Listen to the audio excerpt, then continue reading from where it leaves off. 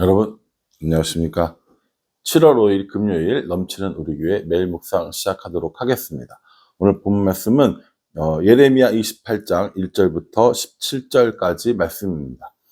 어제 본문에서 바벨론에게 항복해야 살 수 있다, 그리고 평화를 이야기하는 거짓 선지자들을 조심해라 라고 이야기를 했거든요.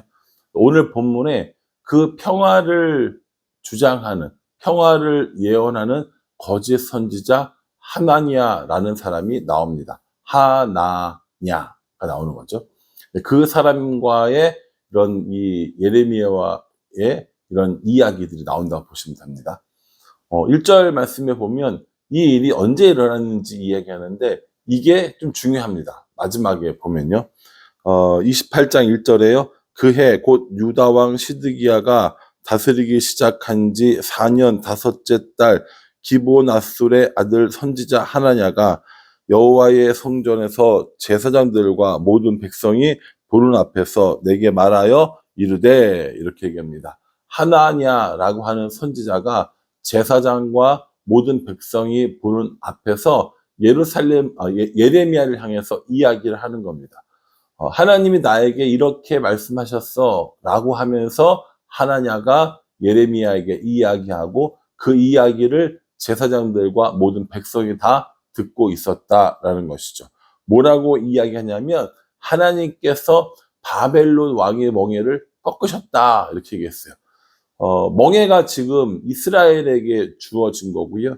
예레미야에게 주어진 겁니다. 그것들을 통하여서 이스라엘이 포로로 끌려가게 될 것, 그리고 거기서 살게 될 것, 언젠가 하나님이 그것을 풀어서 살게 해주실 것, 이런 것들을 이제 얘기를 했는데, 하나냐가 뭐라고 했냐면 하나님께서 바벨론 왕의 멍에를 꺾으셨다, 이렇게 얘기하면서 2년 안에 빼앗겼던 모든 성전의 기물들이 돌아오게 될 것이고 또 포로들도 다 돌아오게 될 것이다 라고 이야기를 해요. 여러분, 이 예언이 이스라엘 백성들이 듣고 싶었던 예언이었겠습니까? 아니었겠습니까? 예, 두말하면 잔소리죠.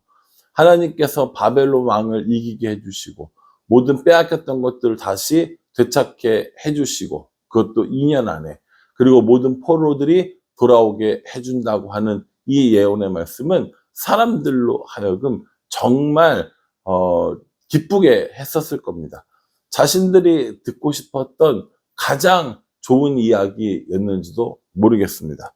이렇게 쭉 얘기하니까 예레미야가 뭐라고 얘기했냐면 6절 말씀 보세요. 선지자 예레미야가 말하니라. 아멘. 여호와는 이같이 하옵소서. 여호와께서 내가 예언한 말대로 이루사 여호와의 성전 기구와 모든 포로를 바벨론에서 이곳으로 되돌려 오시기를 원하노라. 이렇게 얘기합니다. 이건 뭐예요? 진짜 이렇게 되기를 바란다는 겁니까? 예, 물론 그럴 수도 있는데 솔직히 얘기하면 저는 빈정거림이라고 생각합니다. 하나냐가 지금 한 이야기가 옳은 이야기라면 당연히 예레미야가 그 말이 맞다고 이야기해 주겠죠. 그런데 예레미야의 그 다음 이야기를 보면 그게 아니다라고 이야기를 하거든요. 좋게 얘기하면 예레미야도 나도 너의 예언처럼 그렇게 되었으면 좋겠다라고 이야기할 수 있지만 저는 조금 빈정거리는 어투로 아멘, 그래 나도 그렇게 됐으면 좋겠어 라고 하는 이런 빈정거림이 있지 않는가라는 생각을 합니다. 그러면서 뭐라고 얘기했냐면 7절에 그러나 너는 내가 내 귀와 모든 백성의 귀에 이르는 이 말을 잘 들으라, 이렇게 얘기해요. 그러나 그랬거든요. 그렇게 되기를 원하지만 그러나 잘 들어봐, 이렇게 얘기합니다. 그러면서 예로부터 선지자들이 예언할 때는 그 예언의 결과로 그것을 그 선지자가 참인지 거짓인지 안다라고 얘기하죠. 제가 자주 이야기하는 참 선지자와 거짓 선지자를 구별하는 방법 뭡니까? 열매로 알리라. 예수님께서 하신 말씀이시죠. 참 선지자와 거짓 선지자를 열매로 알리라 했으니 평화를 선포한 2년 안에 바벨론 왕의 멍에를 꺾고 모든 성전에서 뺏긴 것들이 돌아오고 포로들이 돌아오는 그 일이 2년 안에 이루어지면 하나냐 너는 정말 참된 선지자이지만 만약에 2년 안에 그것이 이루어지지 않는다면 너는 거짓 선지자가 될 것이다 라고 얘기합니다. 9절 한번 보십시오.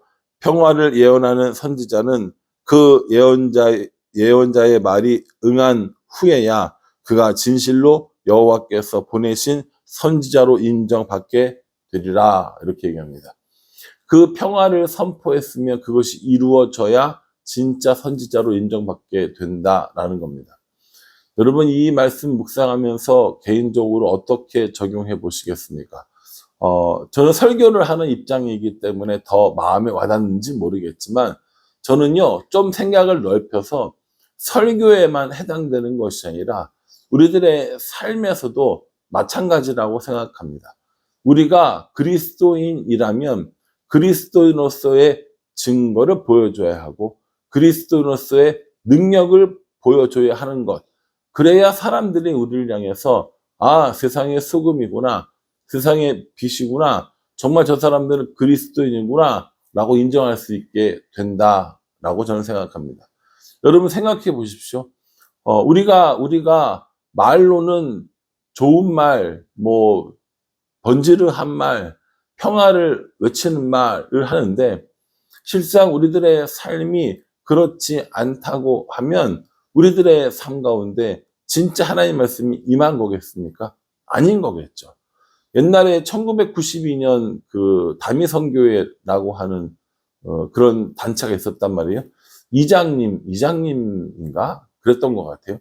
근데 그 사람이 성도들한테는 이제 1992년 10월 28일 날 멸망될 거니까 소유가 필요 없으니까 다 가지고 와서 다 팔아서 다미 선교회에 헌금하고 그것으로 이 종말의 소식을 전하는 데 쓰도록 하자라고 얘기했어요.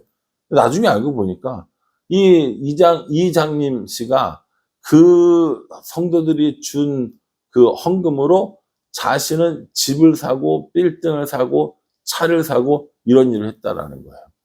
여러분 이 사람이 참 선지자입니까? 거짓 선지자입니까? 시한부로 종말론을 이야기한 것도 이루어지지 않았을 뿐만 아니라 자신이 이야기한 것과 전혀 다른 삶을 살고 있었다라는 것이죠. 그러니 이 사람이 거짓 선지자라고 얘기한 겁니다. 예레미야가 오늘 하나냐가 이렇게 예언하는 것들을 보고 열매로 알게 될 것이다 라고 이야기하면서 뭐라고 얘기하냐면 결국에 이런 일들은 일어나지 않을 것이다. 이런 일들이 일어나지 않고 11절 말씀에 모든 백성 앞에 하나냐가 말하여 이르되 여호와께서 이같이 말씀하시느니라 내가 2년 안에 모든 민족의 목에서 바벨론 왕 느부갓네살의 멍에를 이와 같이 꺾어버리리라 하셨느니라 하매 선지자 예레미야가 자기 길을 가니라. 이게 아니라는 걸 이야기해주고 길을 떠나는 거예요. 왜냐하면 사람들이 무슨 말을 듣겠어요? 항복해야 된다. 항복해야 우리가 살 수 있다. 라고 하는 이 말과 하나님께서 2년 안에 모든 것을 다 회복시켜 주실 것이다. 라고 하는 이 말 둘 중에 어떤 것에 더 환호하겠습니까? 예, 당연한 거 아니겠습니까? 하나님의 말을 더 믿고 따르겠죠. 당장에는. 그러니까 예레미야가 그 사람들을 두고 떠나는 것을 볼 수 있습니다. 때로 참을 이야기를 해도 때로 옳은 이야기를 해도 사람들이 귀 기울여 주지 않을 때가 분명히 있습니다. 사람들의 지지를 받지 못할 때가 분명히 있습니다. 그럼에도 불구하고 우리는 그 말씀이 하나님 말씀이기 때문에 전해야 하고 우리가 지지받고 인정받지 못한다 할지라도 하나님께서 우리에게 명령하는 것에 순종하는 것이 맞다라는 것입니다. 이 일이 있은 후에 하나님의 말씀이 예레미야에게 다시 임하시는 모습을 보게 됩니다. 그리고 뭐라고 이야기하냐면 16절에 그러므로 여호와께서 이와 같이 말씀하시되 내가 너를 지면에서 제하리니 내가 여호와께 패역한 말을 하였습니다. 내가 금년에 죽으리라 하셨느니라 하더니 이렇게 얘기합니다. 결국 이 거짓 선지자였던 하나냐는 예레미야에게 하나님께서 너를 반드시 죽일 것이고 그게 올해 안에, 금년 안에 이루어질 것이다 라고 이야기했어요. 그리고 나서 17절에 보면은 그해 7째 달에 죽었습니다. 누가요? 하나냐가. 제가 처음 이제 묵상을 시작하면서 오늘은 날짜가 좀 중요하다고 얘기했잖아요. 이게 언제 이런 하나냐의 거짓 예언이 시작됐냐면 5월 달요. 5번째 달인 거죠.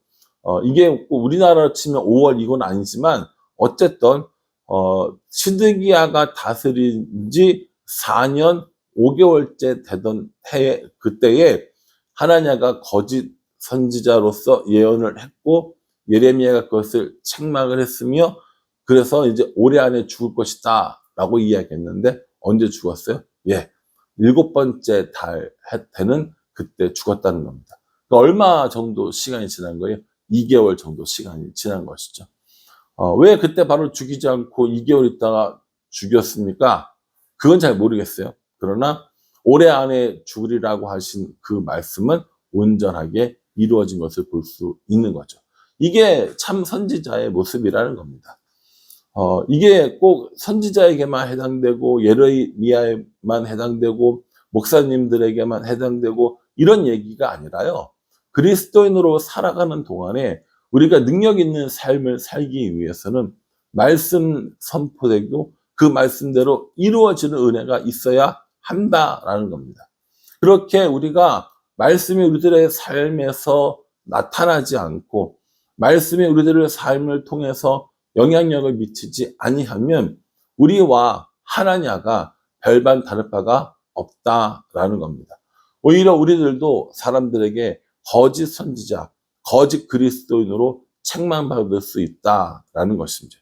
그러니까요, 단순히 이 하나냐의 사건을 보면서 하나냐가 잘못했네, 이 사람은 거짓 선지자네 라고 이야기할 것이 아니라 나는 얼마나 말씀을 증거하는 삶을 살고 있는지, 얼마나 그 말씀의 증거가 되는 삶을 살고 있는지 이거 한번 생각해 볼 필요가 있다라는 겁니다. 저도 마찬가지입니다.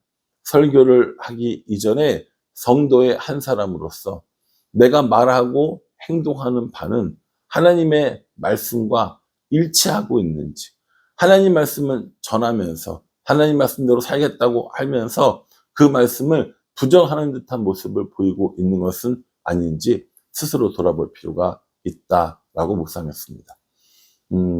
열매로 알리라 라고 하는 이 말은요, 정말 중요한 말입니다. 우리가 맺는 열매를 통하여서 우리가 좋은 나무인지 나쁜 나무인지 알게 되니까요.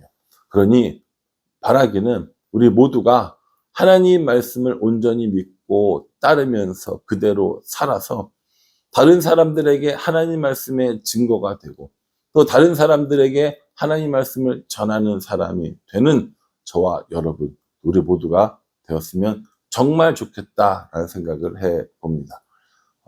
이 말씀을 묵상하시면서 여러분 개인적으로 적용해 보시고요. 오늘 하루를, 그리고 우리들의 삶을 하나님의 말씀에 순종하며 그 말씀의 증거가 되는, 그 말씀의 증인이 되는 그런 삶을 살아가는 우리 모두가 될 수 있기를 주님의 이름으로 축복합니다. 기도하겠습니다. 하나님, 거짓 선지자 하나냐의 모습을 보면서 우리들의 모습은 어떠한지 들여다봅니다. 이 하나냐는 어떤 이유에서인지 모르지만 하나님의 말씀이 아니라 자기의 생각을 전했고 이스라엘 백성들의 귀에 딱 맞는 소망을 전하는 것을 볼 수 있습니다. 우리는 하나냐 같은 삶을 살지 아니하고 힘들고 어려워도 하나님의 말씀을 올바로 전하는 좋은 열매 맺는 그런 사람들 될 수 있도록 축복하여 주시옵소서. 예수님의 이름으로 기도합니다. 아멘. 네, 여러분 이 말씀 기억하시면서 하나님께서 우리에게 주신 말씀대로 살고 그 말씀을 증거하는 삶을 살아가는 좋은 열매 맺는 그런 성도들이 될 수 있기를 간절한 마음으로 기도하겠습니다. 감사합니다.